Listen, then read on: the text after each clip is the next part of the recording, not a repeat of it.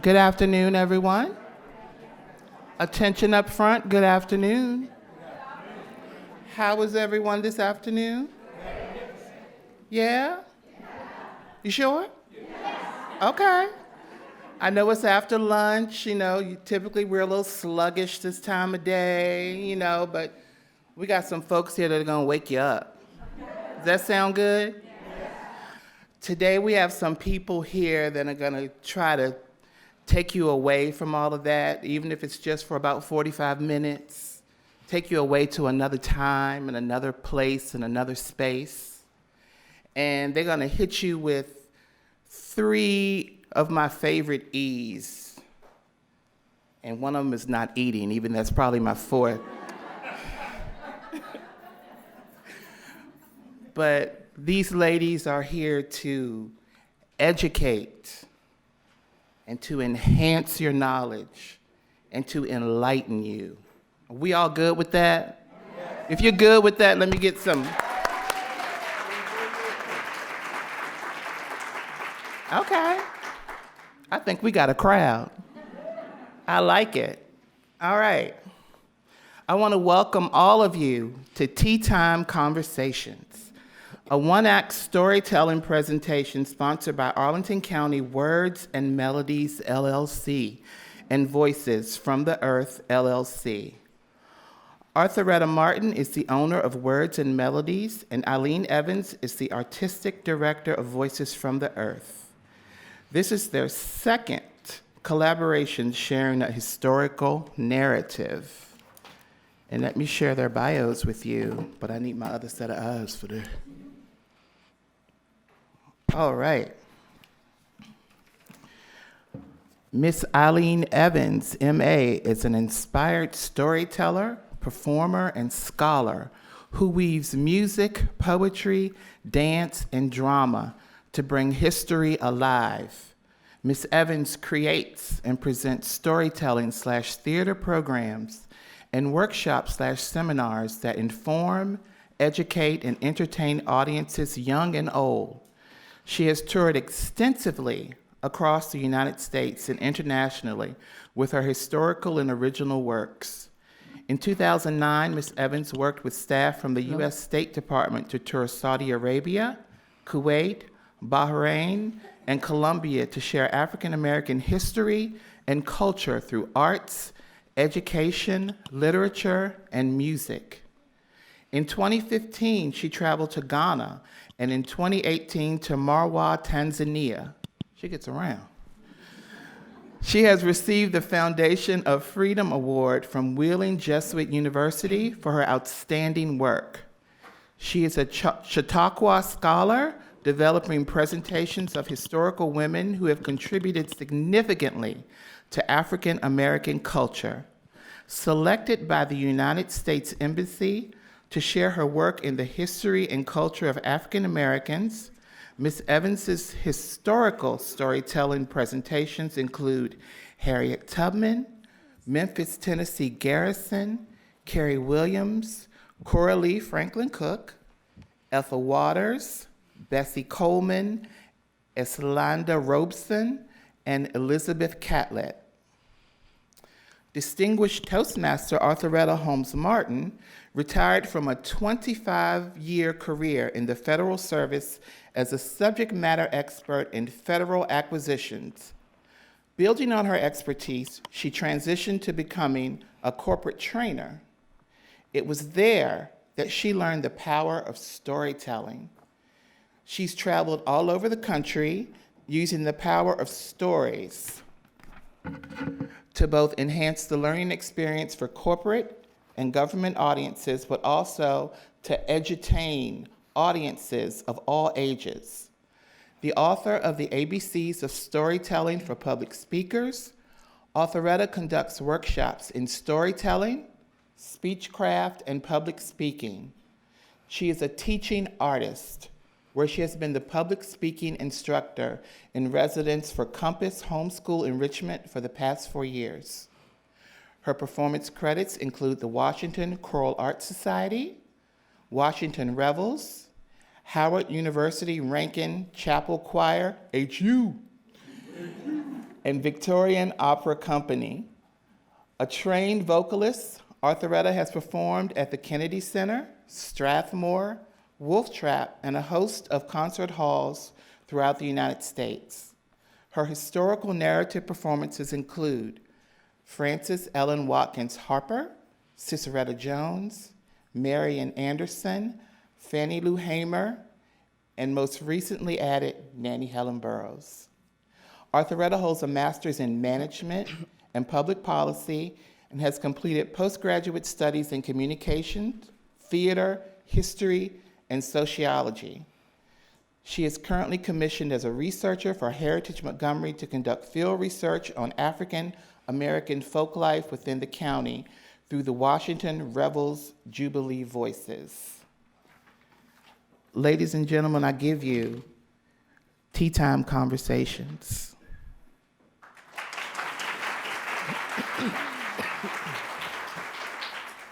When we all get to heaven, what a day of rejoicing that will be. You know what? I think I want to change them words. How about this? When we all join in justice. I like that part. What a day of rejoicing that will be. When we all know justice.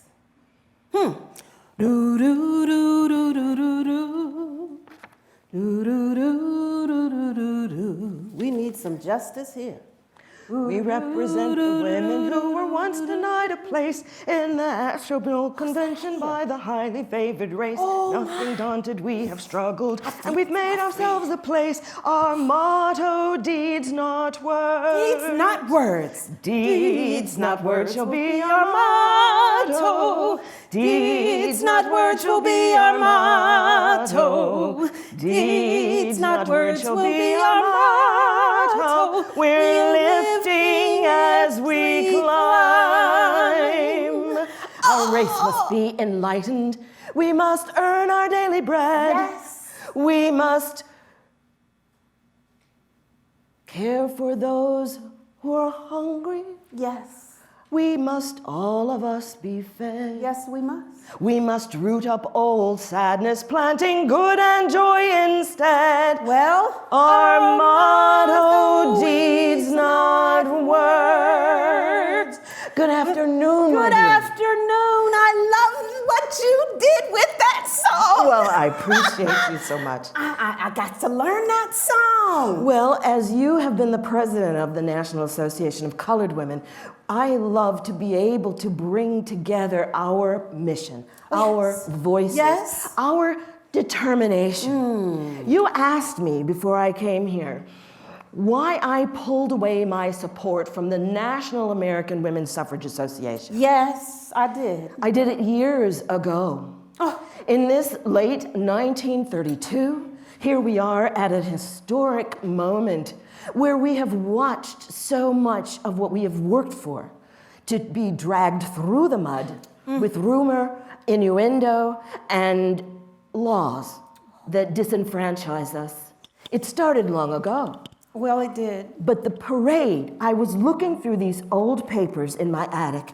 Oh, please. They disturbed Sit, me sit. so much. I want to see. Well, for me to be able to say to the head of the NAACP, she could not understand why I had removed my support. Well, she never understands. Well, this day, this historic day ended fractured and broken.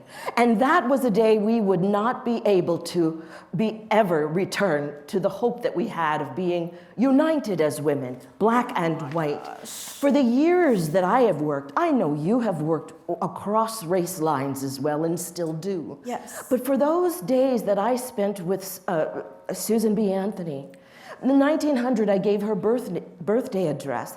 In 1902, I visited her at her home, trying to show the unity between women that was possible. We need that unity. Well, we lost her.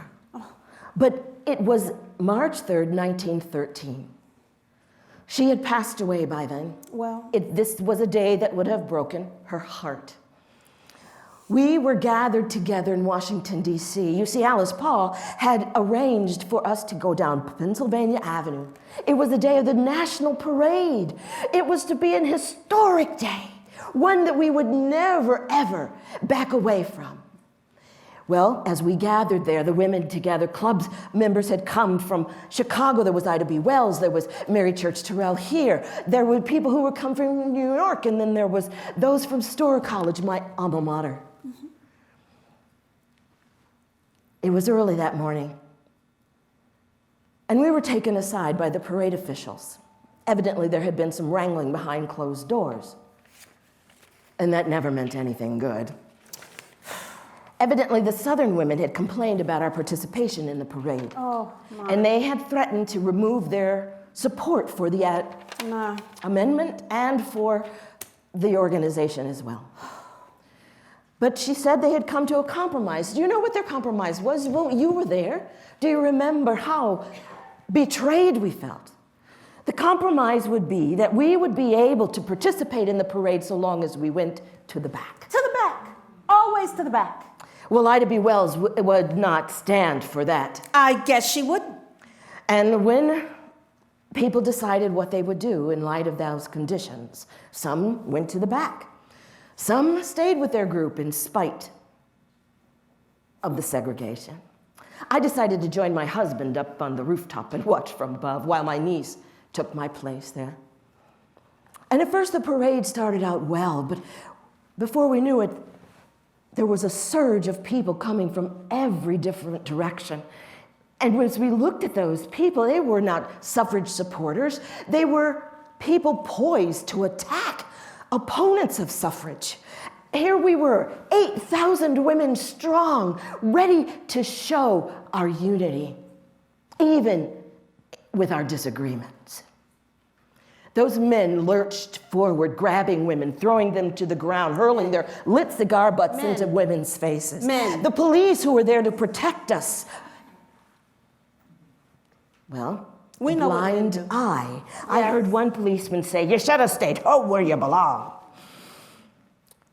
Before the afternoon was over, hundreds of people were hurt.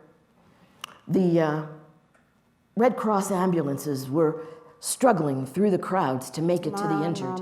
Hundreds of them at the emergency hospitals. I remember. Well, do you remember that it took the war secretary to call out the cavalry from Fort Myers to contain the crowd? I know.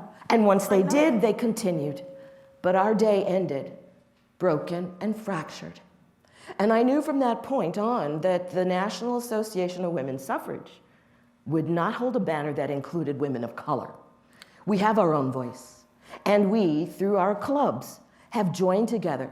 We've taken the energies and the beautiful work people have done and united that strength and power.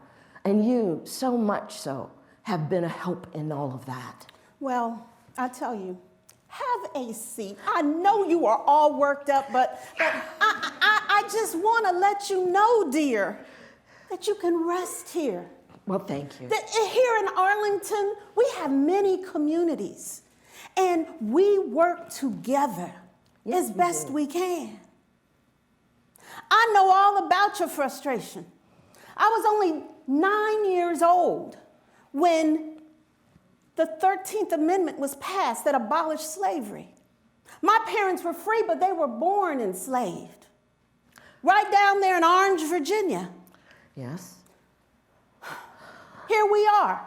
Well, in 1870, I was 9, and that was when they passed the law that said every one of us who are persons should be able to vote. Well, you know, it took another amendment, the 14th Amendment, that wound up saying we were equally protected, and that hasn't really happened. And then, despite Susan B. Anthony and the others, the 15th Amendment was passed that gave men the right to vote. And our men have squandered that vote.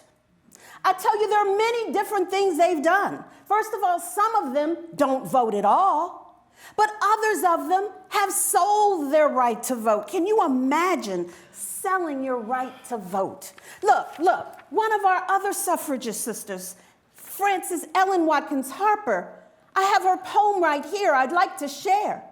And if any man should ask me, a colored woman, if I would sell my vote, I'd tell him I was not the one to change and turn my coat.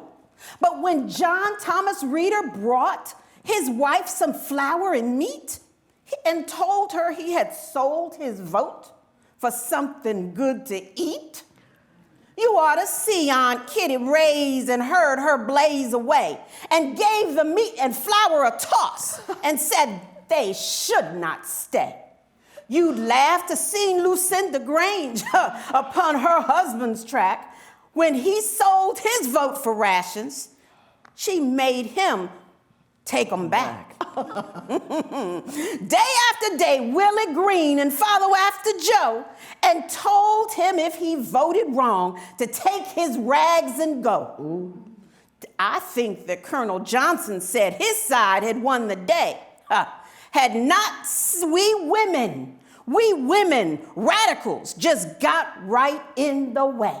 So you see, it takes our vote to make a difference. But I guess I'm a little more hopeful that I believe that there are good in some white women and white men. And we must look to them. Where we can find unity, we need to find that unity. It is a hard thing. It is a hard thing. I was born in 1861. And I too.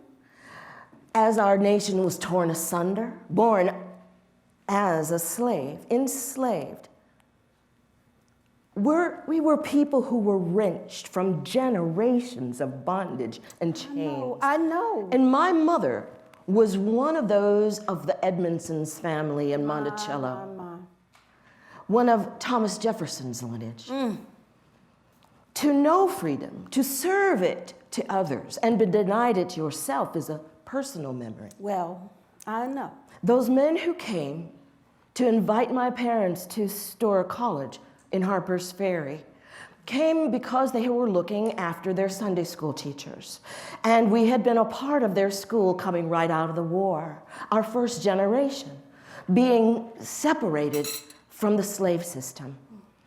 Well, my mother and father took that work, and my sister and I were able to graduate first from the normal college in 1872, and then I graduated in 1880 from the college. Well, the first generation. I remember my parents and how they talked about freedom. When my father said the word freedom, it was like a call, a clarion bell, an announcement. When my mother said the word freedom, her voice trembled, and it sent a shiver through us like a whisper carrying a prayer. She held us like we would slip away, and we loved her for it.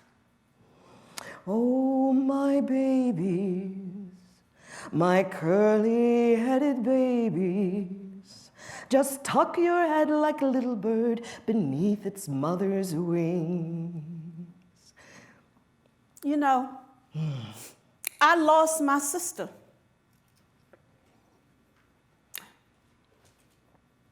I lost my sister when I was only about 13 years old. And that thing hurt my mama so bad. My daddy died.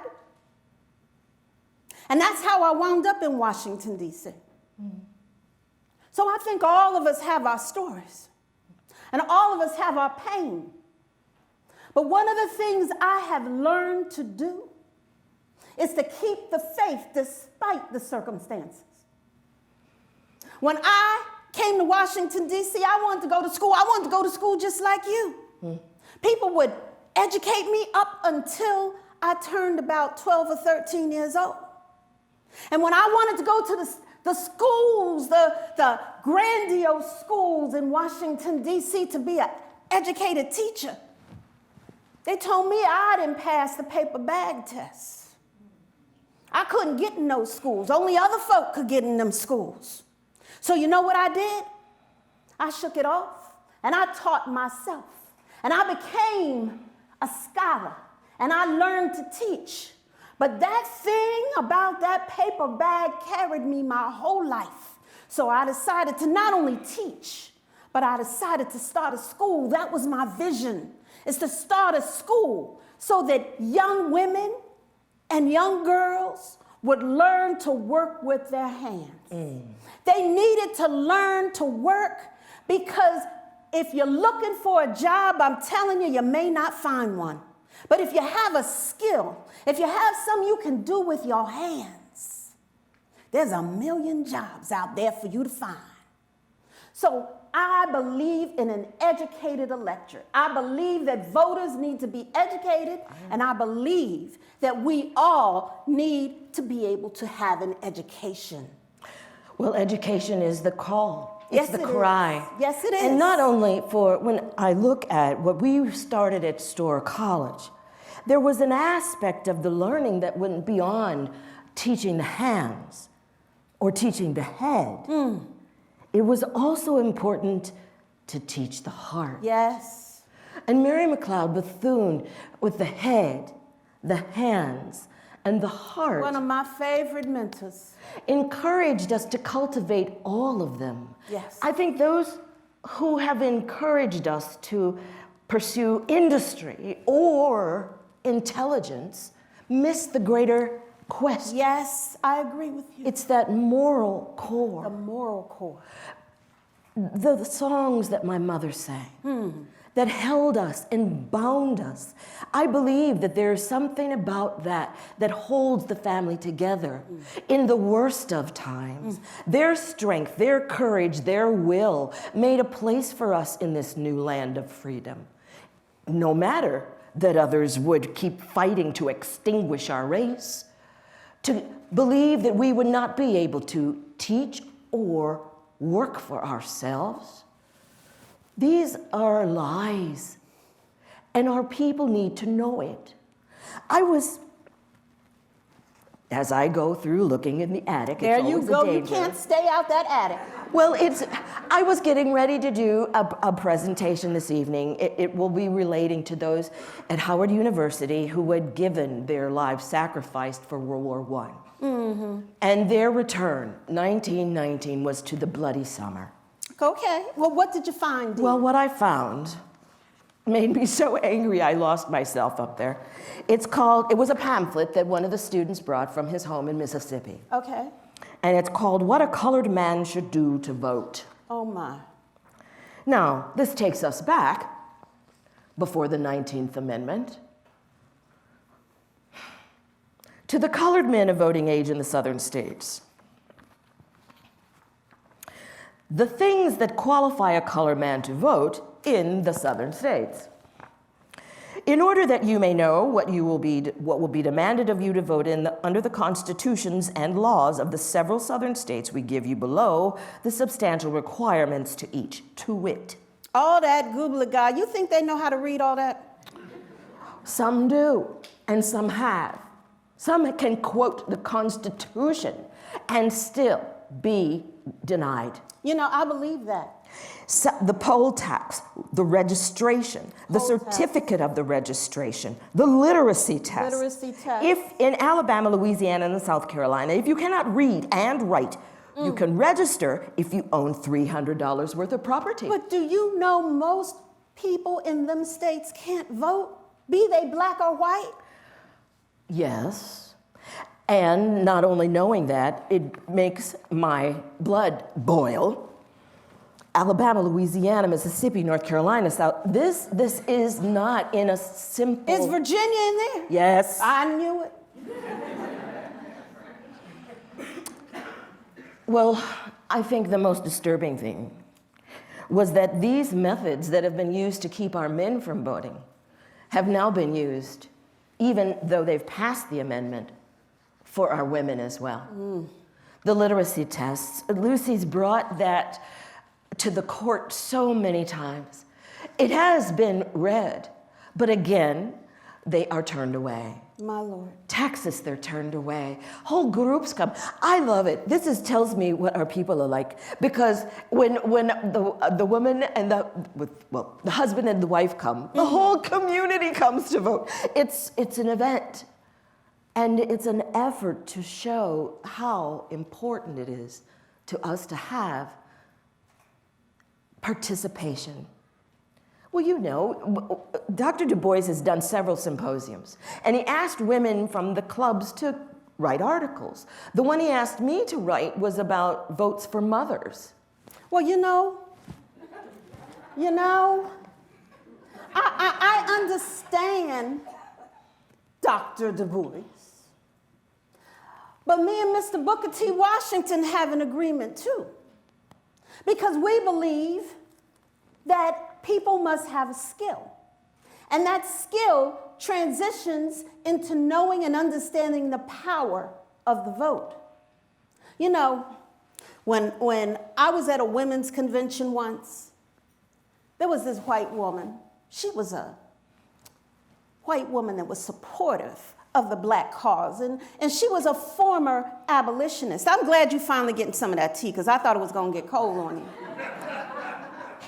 And she had the nerve to come to me and say, well, what would a Negro woman know what to do with the vote? And I said to her, what could a Negro woman do without it? You know, that's one of the reasons folk don't like me. Because I just have to tell it like it is. Here we go, one time when I was only 20 years old, I was just coming out of school. And I was at a church. You'd think church folk would be so loving and supportive of a young woman that stands up and promotes all people to have suffrage. And it was a man, a Negro man. And that Negro man said to me, who that young girl up there? She don't know nothing. She's just a young upstart.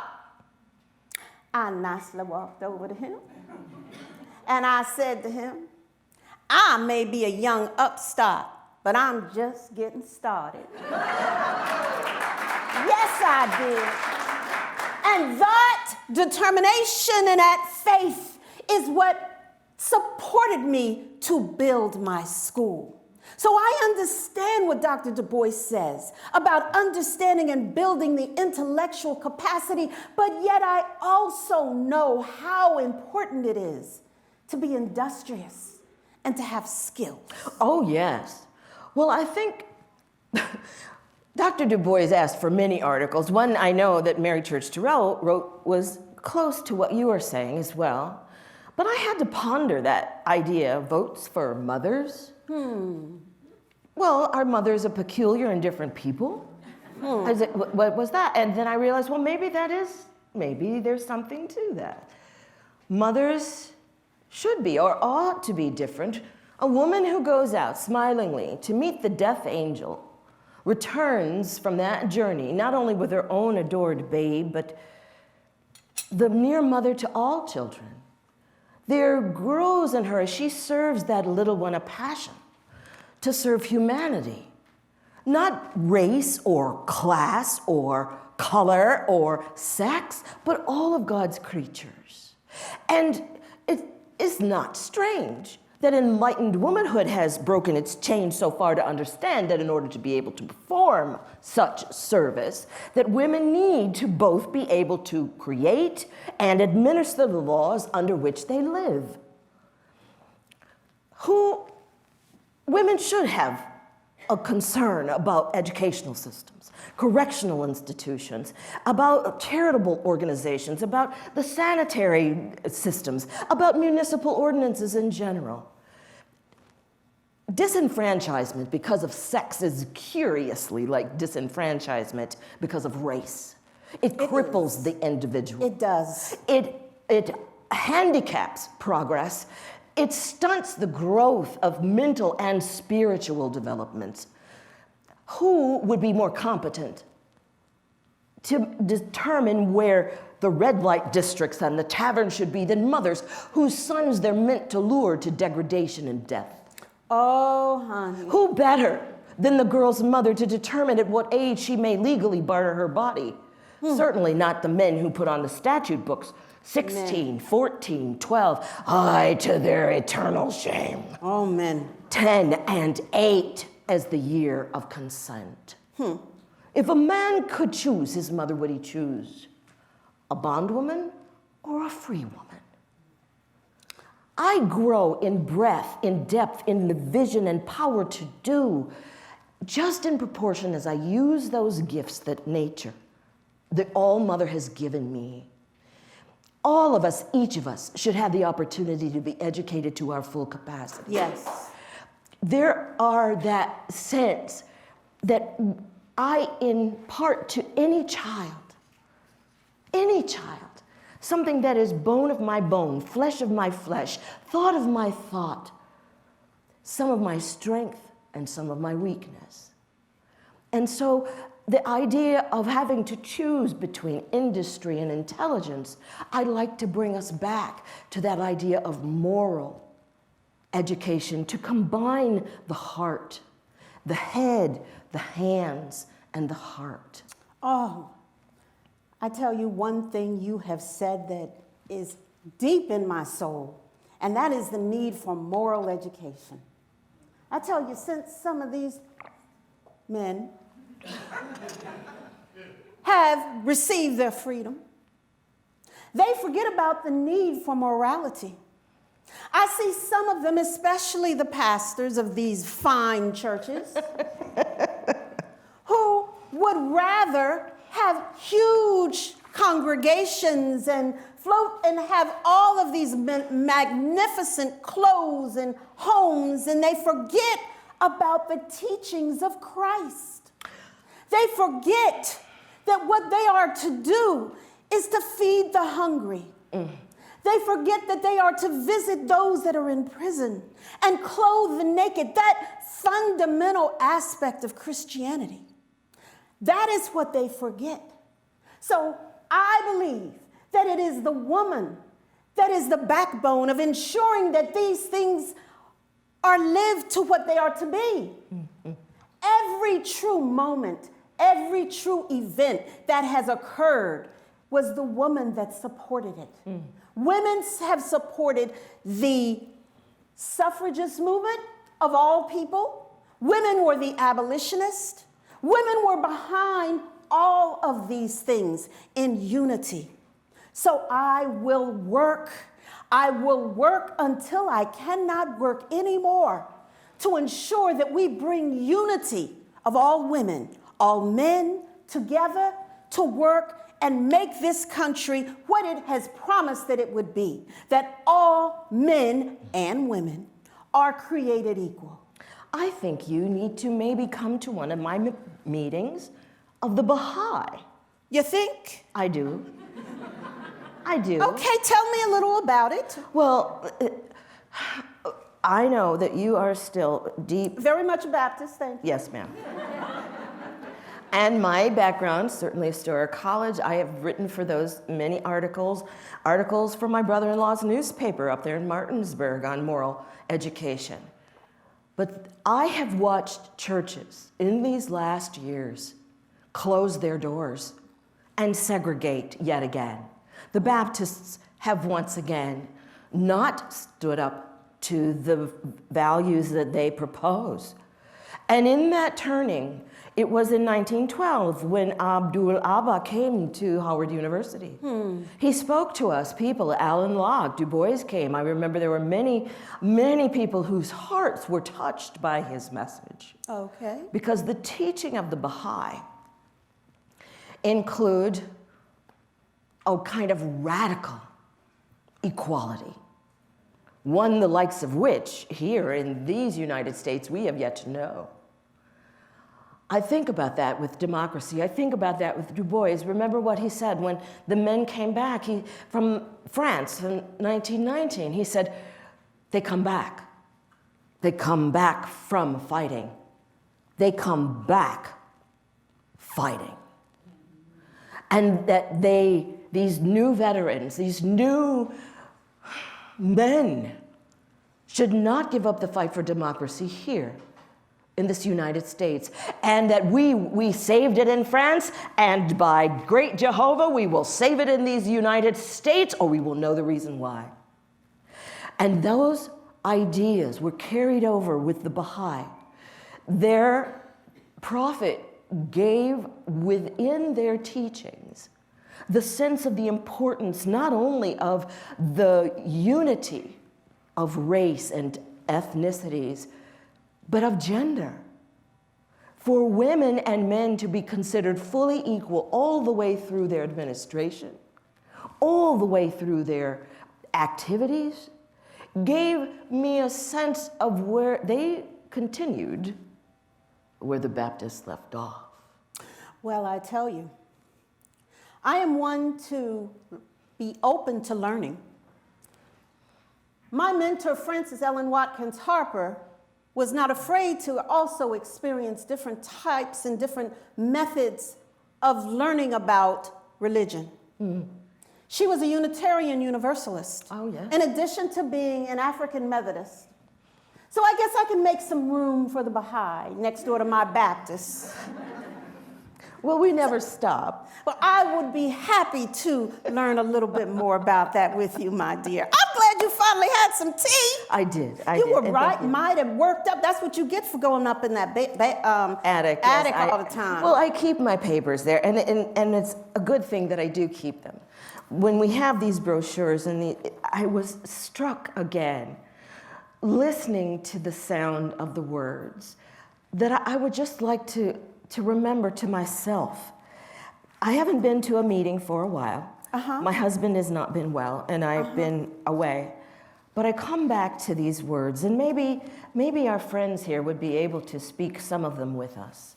It's a prayer that we would use to begin our meetings for the National Association of Colored Women. And I find that it's an aspiration. It's the kind of thing that gives us a unified purpose and mission, a clarity. Shall we? Yes. Why don't you, my dear? Almighty God, help us to understand that injustice to anyone or to any class or race must inevitably return upon the heads of those who countenance it.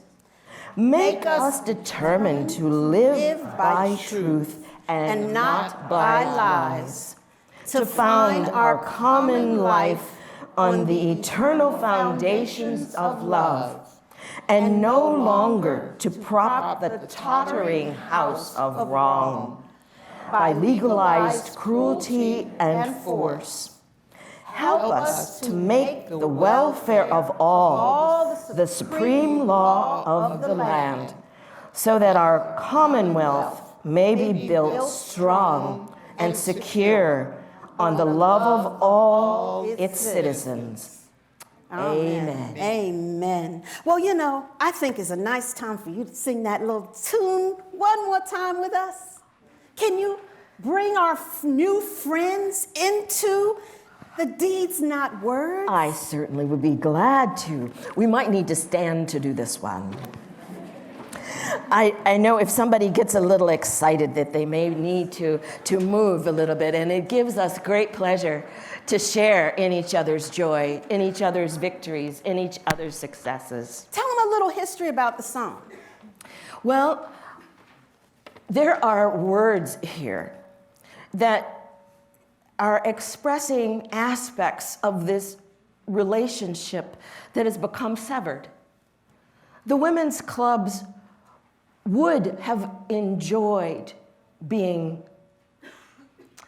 bridges between races, classes. But at some point, they turned away from that goodness, and we developed our own. So though we were left out, it didn't stop us. We are able to have our own voice. We do have our own voice. We need to lift it up. We need to make sure that our children know that. These times have come with a soreness, the sorrow of it. Understand that our children and our children's children's children will reap what we sow.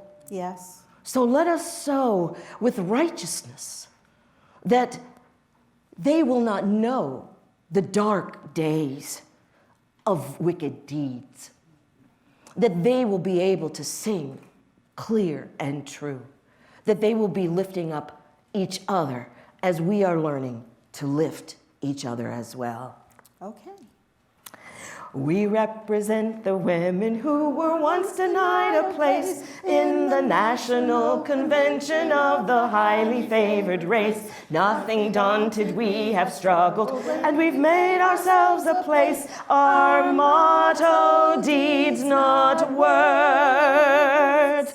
Deeds, not words, shall be our motto. Deeds, not words, shall be our motto. Deeds, not words, shall be our motto. We're lifting as we climb. Our race must be enlightened. We must earn our daily bread. We must give our time and talent, and the hungry must be fed. We must root up old sadness, planting good and joy instead. Our motto, deeds, not words. Sing it all. Deeds, not words, shall be our motto. Deeds, not words, shall be our motto. Deeds, not words, shall be our motto. We're lifting as we climb. When I can hear people, I can Thank you feel for them. helping. So as we leave this mountaintop, because it is a mountaintop, this is the type of collectiveness that these women envision. We would love for you to sing one more song with us, and that is When We All Know Justice. One more, and you may stay seated. When we all know justice, what a day of rejoicing that will be. When we all know justice, we'll sing and shout in harmony.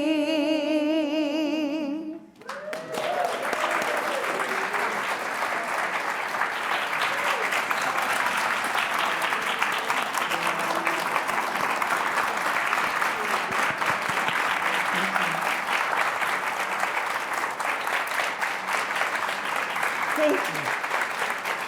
Thank you. Thank you. Namaste. We would like to invite you to ask questions of the characters that you see before us. So if you Now, have... I believe that the MC has Yes, she's is going to help us out with that. Yes, we have a live mic going around the audience, so if you have a question for the ladies up on stage, please raise your hand. Okay, we have a question up front in the white. Wait, the mic's coming. It's just like on Oprah. So what was the paper bag rule that kept you out of school? Yes, the paper bag rule. Do we have a paper bag? Ah! I have a purse.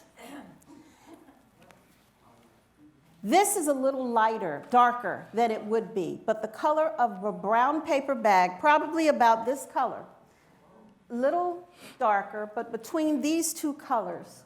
If you were darker than these colors, there were schools in Washington, D.C., Howard University being one of them, that you could not get in. So women and boys could not be educated at one point.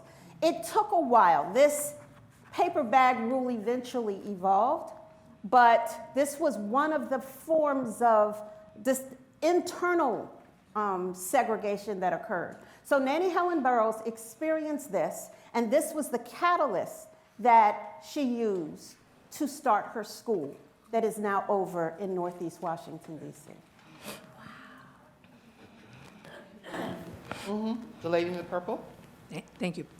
Have you met Patricia Bell Scott, or do you know of her work in suffrage and race relations? I have not met Patricia Bell Scott, but thank you for sharing her name, and I will definitely reach out. With the movie about Harriet Tubman, which had a strong influence on her role with the Underground Railroad. But she lived to be 90-ish, and I understand that she was very involved in the suffrage movement for all women and black women with Susan B. Anthony. I wondered if either of you or your characters knew anything about that work. She reenacts Harriet Tubman. Well, if you're asking Coralie, yes. As Coralie Franklin Cook, I can answer that. She's one of our great-grandmothers. She was. She's Mother Tubman is one of our great mothers, and she has been at any number of these events. Susan B. Anthony's birthday. She was at several conventions that I was at, well, here in Washington, D.C. I have a question regarding the religion you referenced, the Baha'i, you Yes. said? What is the Baha'i? I've never heard the term. The Baha'i is one of the major religions, along with Christianity, Islam, Judaism, and so on. It is the most recent of those prophetic revelations. It comes out of Iran. It is, I'm not sure that they would think of it as a direct descendant from Islam, but the Islamists certainly persecuted them.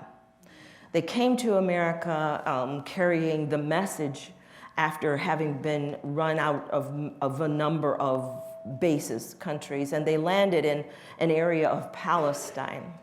But their teachings, and there are many Baha'i still. It's an active religion, and it came at a time for our context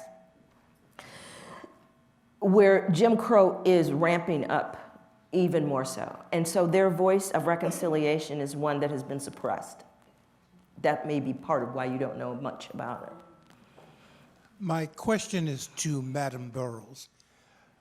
You established a school in upper northeast Washington, D.C. Yes. Could you share with us some of the struggles that ensued for you to keep the school open and to protect your students? Thank you for that question. I do not have another hour. So I will say this. This period that we are in right now is 1932. The stock market crashed in 1925. It hit every community, including mine. I started with my school working and using the money that I worked, sewing, taking in wash, to fund the students. Many of them didn't have the money to pay, so I got people to help. One of the things I did was to get people with money. One, Madam C.J. Walker helped. Booker T. Washington gave money. A lot of people gave money. One that really surprised me was Mr. Rockefeller. He heard about my struggles after the stock market crashed, and he provided funding, but it was not easy.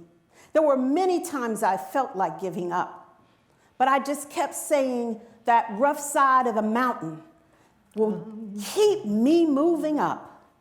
And so I focused on that rough side, and that there was another side to that rough side of the mountain. So there were times that the church that originally provided financial support would back off the funding.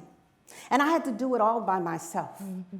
I thank people like Mary Church Terrell and Coralie Franklin Cook, and all of the women. There were many of us who started these schools.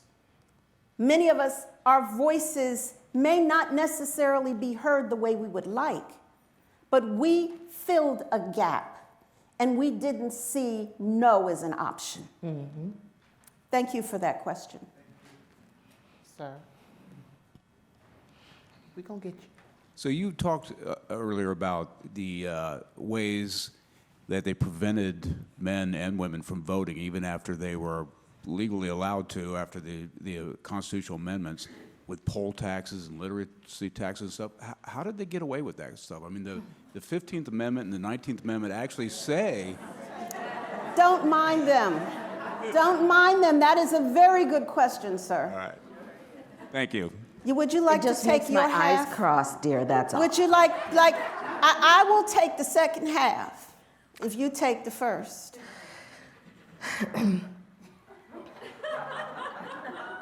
I'll take the first. Okay. Her eyes are crossing. When law enforcement partakes in the suppression of vote, there is no hiding place. Many of those that interfered with the right of colored and Negro, colored is mixed race, and Negro to vote, came from those that were in authority. So that's how they got away with it. They ignored the federal government. So the federal government passed the 14th Amendment. Slavery still continued until before I died. I'm saying died. I'm not dead. I'm standing up here in front of you. But just for argument's sake, up at least through 1961, the slavery continued. Equal rights for everyone took court case after court case. So the reason why it continues is those in power ignore the Constitution. It's that simple. And it's not simply a matter of ignoring the Constitution, it's trying to disable it. I like that word. The 13th, 14th, and 15th Amendment, first abolishment of slavery, and then the establishment of what it means to be a citizen, and then the giving of the right to vote. These were passed before the South got its socks back on. They felt that they were illegitimate amendments to the Constitution, and there were continual efforts to have them removed and to return us to the original 10 that were the Bill of Rights. These are legal issues that have continued to this day. And I hope that if you understand Civil War history, the aspects that started in such good interracial relationships were quickly absorbed into the old confederacies who reorganized themselves into traveling bands and troops, the Red Shirts, the Ku Klux Klan, and others, who were determined not to have Negro rule. They portrayed it. If you go to NPR, just did as I am going to be Ilene now. If you go to NPR, you will have a recent expose of Wilmington, North Carolina's smear campaign against those who were. It was a town that was fully independent, established in terms of the politicians, the structures, a successful town that was taken over by gun one night with this kind of energy. Mississippi was the first one to start the laws that disenfranchised. When they saw that the poll tax disenfranchised so many white people who didn't have money, they added literacy tests. When they realized that a lot of the white people then were disenfranchised because they couldn't read or write either, they changed and added the grandfather clauses. When they did that, that meant that they, if your father or your grandfather or somebody in your family had voted, then they would strike out the need to have the poll tax or the literacy tests. But because in some of these places, the numbers of blacks, the numbers of people could take and sway an election. They were determined to return the South to white power. Their vilification of those who had been building interracial strongholds, they received the same kind of attention in terms of a lynching rope as did the black people. We don't have numbers on all of those things, but that is one of the striking, difficult things for people to realize how complicit. So now that it's a law, you don't have to be thinking about it. Oh, I didn't do that. I'm not making you sit in the back of the bus. You know, that got nothing to do with that. That's a law. That's a law. And so to add law after law after law, the states then copy Mississippi and they add this. So it becomes socially accepted, not just in law. Which is why when the NAACP has such a calling for lawyers, their work then became one in the courts.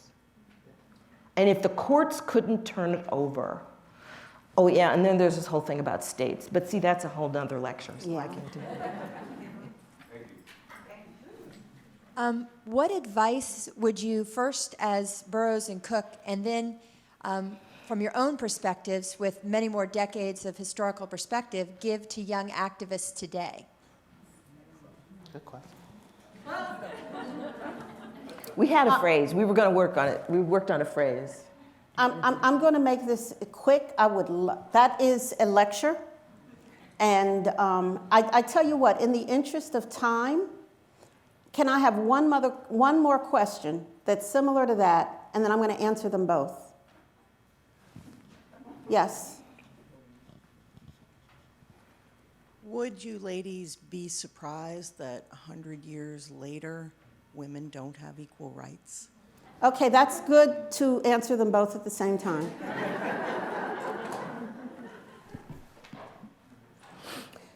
Frederick Douglass said something, that power never concedes. It must be agitated. You must agitate, agitate, agitate. We, and this is a collective, be you whatever oppressed group, has decided that because a law was passed, the circumstances have differed. It has not. We are not necessarily coming up against laws that need to be corrected. We are coming up against ideologies and belief systems that must be shifted. So in order, and the fact that we have such a wonderful group here is a sign that there is so much that has been accomplished, but yet there is so much work to do. I believe that, and Nannie, I'm going to just stay as Arthuretta in the interest of time. I believe that Nannie Helen Burroughs and Coralie Franklin Cook would be extremely pleased with the diversity that is the U.S. Congress right now, because they could not see any further than the vote. The statewide, local localities, there is a tremendous amount of diversity. At the same time, I believe that they would not be surprised that we are still fighting this energy as both people of color, and I mean that in totality, people of color, and also as women, because they began to understand the difference between the law and that energy source that needed to be and continues to need to be addressed. So what I would tell young people today is to do not stop fighting. Just be very careful and shrewd with your methods. You have far more tools to educate and act and be activists. But if you rest, tomorrow is not promised to any of us. So you must continue to agitate and agitate. The phrase we came up with was, keep the faith. Yes. It's an old phrase, but there's something in it that crosses our religions and our ages and our generations and all of our differences, is that there is a faith I think both of these women had, in terms of the need for us, it's a us. Yes. It's a working together. It's a us, a we, a unity. You tell a very, very bleak story of the way things are in 1932 between black women and white women, no working together. Did you see any ray of hope in the suffrage movement or in 1932 that can give us a little bit of hope for the future? I'm going to let you take that, and then go ahead. But I don't mind beginning. It's fine. I think there is a lot of hope. Yes. But there were striking failures. Yes. Of character. In order to move the amendment forward, they abandoned their partnerships, and they had success. The desperation and the Southern strategies, the Southern women's strategies, were tenacious. And the Northern women, or those who had a more open mind, were not prepared to fight that kind of war. And many times we find people who are progressive are not prepared for the pushback. They don't realize how cunning, how cruel people can be. And so they don't prepare. So the fox, you know the fox, you don't want him in the hen house. But once he's there. I'd like to also just quickly respond to that. My mother was born in 1932. And when my mother was born in North Carolina, she was not given a birth certificate.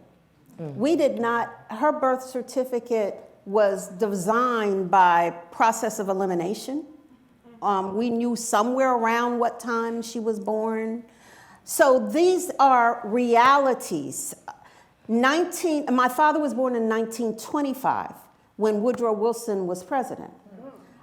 He was, yes. So this is a reality, but this is the good news.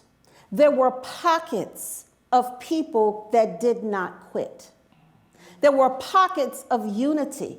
I cannot emphasize enough that Nannie Helen Burroughs continued and built that school that still exists today, not just by the hard work that she did by herself or the good work that those in the African American Black community contributed, but because people who saw her vision that were of other communities, white communities, also invested in that school.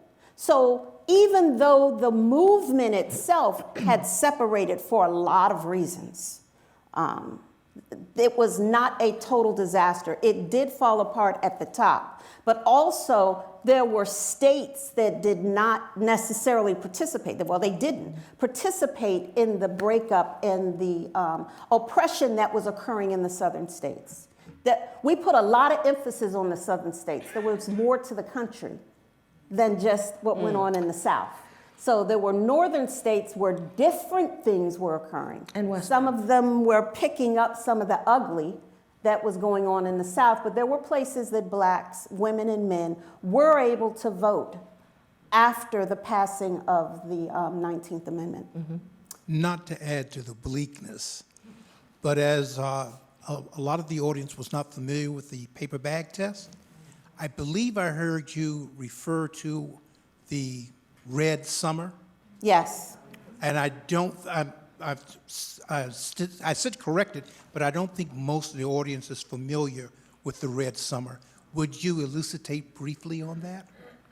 You can, since you brought it up, you can go ahead and, I'm giving her permission. Thank you, dear. There are a number of ways of calling it. Some people called it the Bloody Summer of 1919.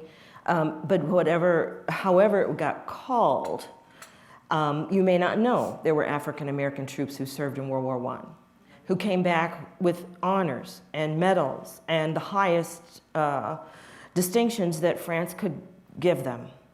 What they returned to in 1818, there were 58 lynchings. In 1919, there were 77. At least 10 of those men were lynched with their uniforms on.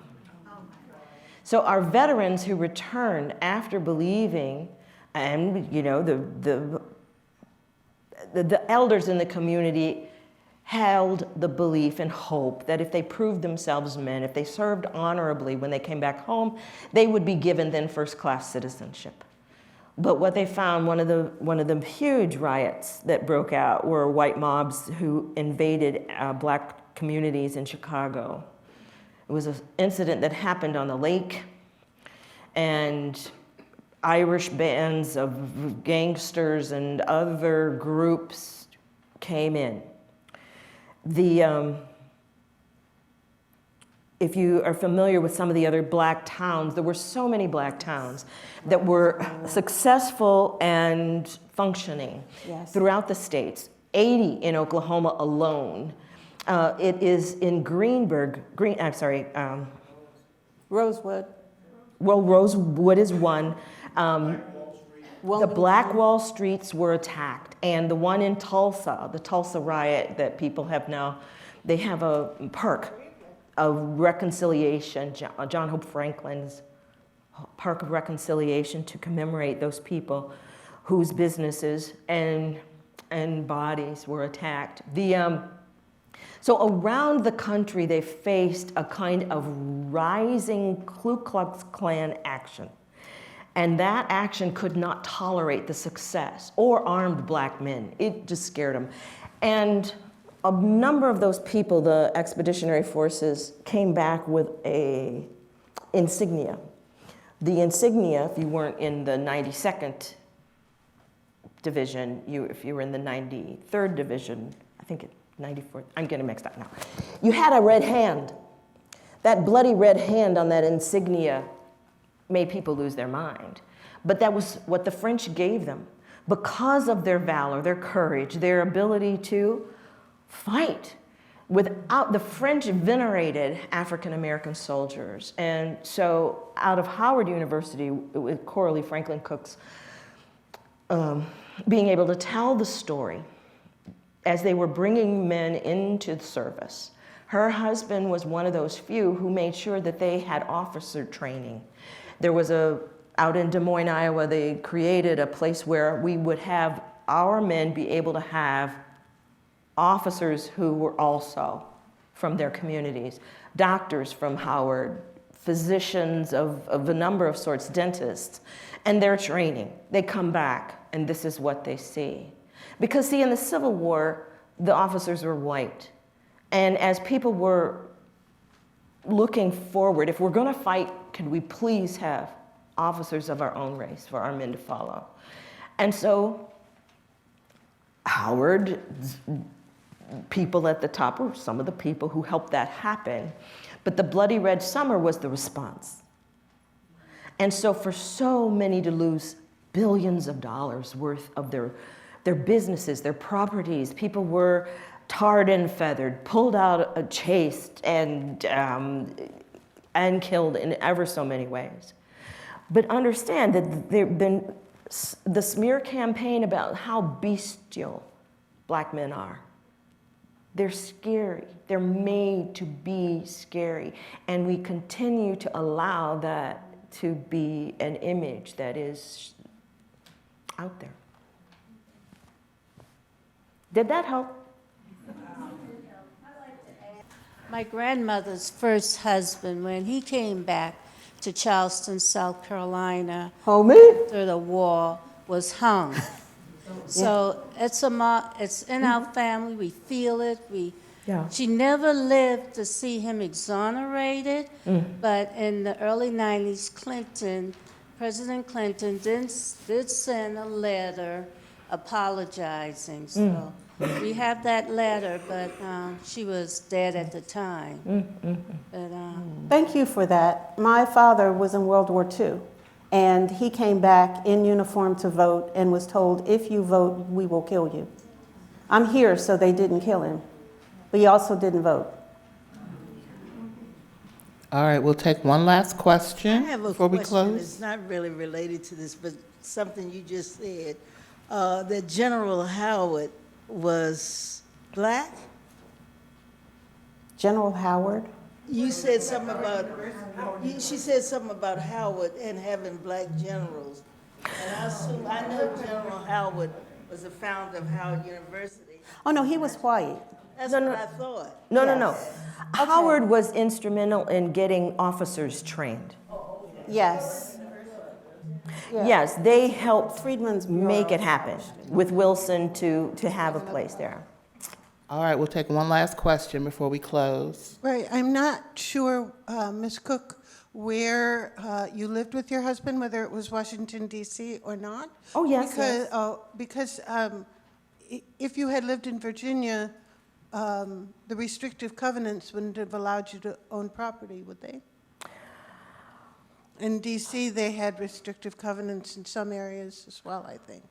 So I'm just wondering about that aspect of, property in the 30s and the ability to own it. She has the obituary for her son. He inherited their estate. What their estate was, I have 3 different addresses for them. And one of them was mostly like on Howard campus.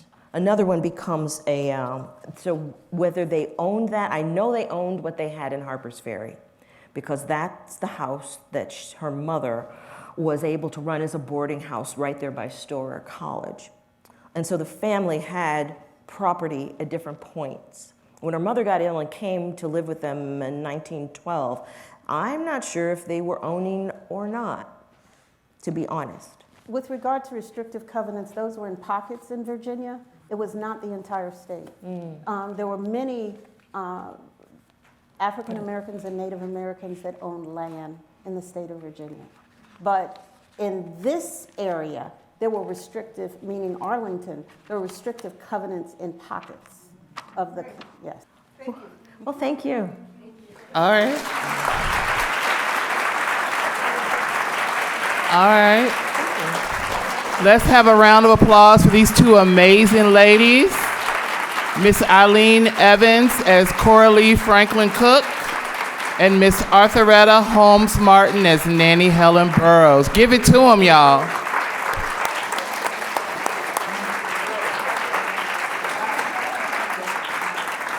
I think this was a perfect kickoff for Black History Month. What do you guys think? Can we have a round of applause for Aruna, who was running the show today? All right, before you all break, I need to check back in. I like to keep my contracts. Do you feel educated? Yes. Do you feel enhanced? Yes. Do you feel enlightened? Yes. We did our job. Have a great weekend. Thank you.